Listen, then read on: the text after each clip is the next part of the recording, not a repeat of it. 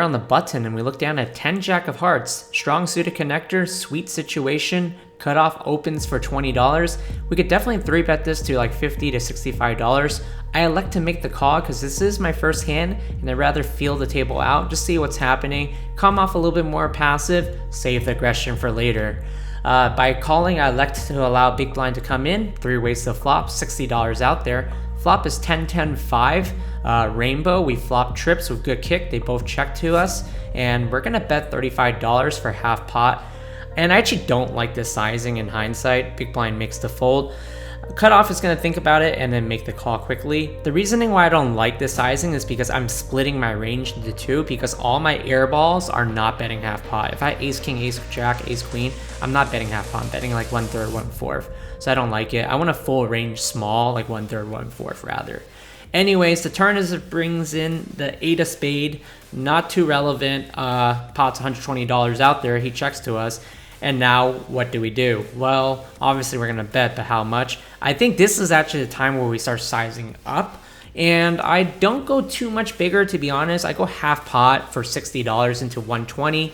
I think it's fine, borderline, but I think we should definitely go like bigger, like 80 here. And just really target hands like 10-9, 10-7, and then pocket 9s, pocket 7s, pocket 6s. Because his 10 jack, 10 queen, 10 king, 10 ace, we assume would have c-bet the flop. So we don't really get value owned here that often unless he has 10-8 or pocket 8s.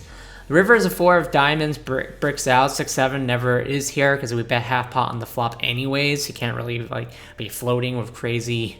I mean, you have to be really crazy to ever have 6-7, even if it was a small bet. He checks and the pot's $240 and I go big. I go 215 for the whole tamale. I think you can just even go like 240 and just really apply max pressure to a hand like pocket 9s and pocket 7s and hopefully 10-9.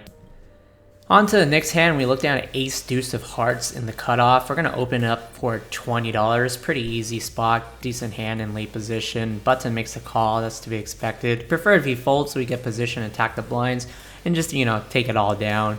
That'd been ideal, but we get the worst news ever, small blind 3-bets to 70. And this just pretty much ends the hand. I can't possibly call against the 3-bet from a small blind. To the next hand, early position limps for $5. We have 10-8 of clubs and I raise it up to $20. Pretty standard. I think we can go a little bit bigger, maybe 25. I think by raising to 20, majority of the time early position limp will always just limp call. The reason why they're limping for 5 is because they want to see a flop, and $20 isn't exactly that big, so I think they're just going to check call, but that's not too bad because, you know, I'm in position against them.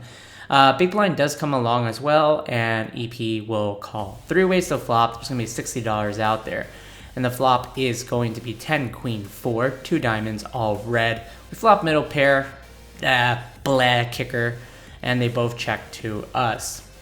Now we check back, pretty standard check back. We don't have a lot of equity going forward in future streets. It's multi-way.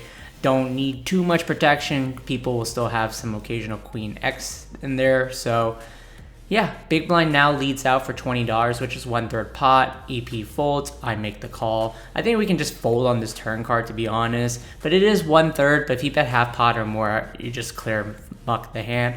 River's interesting, 5 of diamonds. Diamonds does get there. There's 4 diamonds, and he does check to us. And pot's $100, and at this point we have to ask ourselves, do we have enough showdown value?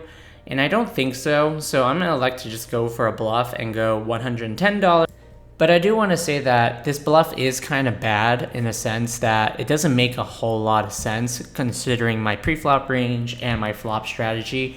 I would generally be betting a lot of flop when it's both check to me on these type of textures when I have like 1 diamond in my hand, because they're generally gonna be high diamond. So if I had like king jack with 1 diamond, ace jack with 1 diamond, ace king with 1 diamond, I'm constantly barreling on these type of flop textures. So if he thinks about it that way, I actually don't have high diamonds, and it becomes a pretty easy call because then there's not a whole lot of low diamonds I may have that are suited because 4, 5, and 7 are already out. He makes the call, and I thought he was going to fold, but because he was grabbing his cards, and he shows me queen 10 with 10 of diamonds. He tanked for a while with 10 of diamonds, which leads me to believe I kind of like my bet against him particularly because he might have folded everything else, to be honest, like a queen X. Yeah. On to the next hand, we have Jack 6 of diamonds in the big blind. Button opens for 15, small blind folds, and it comes to us. We're going to defend. Solution says call 50% of time, raise 50% of time in these heads up 100 big blind strategy, although this is closer to 140 big, so numbers might change pretty drastically. I was a little bit lazy. I don't know why I didn't do it for 150. My apologies. Flop great, trips. We can definitely start leading out on these flop textures because this is heads up. We have a lot of 6x in our hand. We have a lot of the low cards generally, but we play in flow. We check a turn. Queen of hearts, double flush comes there. He finally takes the bite bait. That's $15. We're gonna check raise it up to $60, and as quickly as I check raise to 60, he grabs his chips and folds. That was truly pretty unremarkable. On to the next hand, we have ace deuce of clubs, early position limps for $5, and we're gonna raise it up to $20. I know this is a little bit dicey because he only has like $150 in his hand. I don't really know how much he has. All his whole stack is in his hand, and I don't believe he has any white, so he can literally like limp raise me. I can't really do anything. But anyways, he makes the call, $40 a flop. That's pretty ideal, or he just folded. That would have been the best scenario, so no rake. Flop is queen jack 3. It's not the worst board. We have some runner possibility. Maybe on turn, you know, we can just like jam rip against him. I don't know.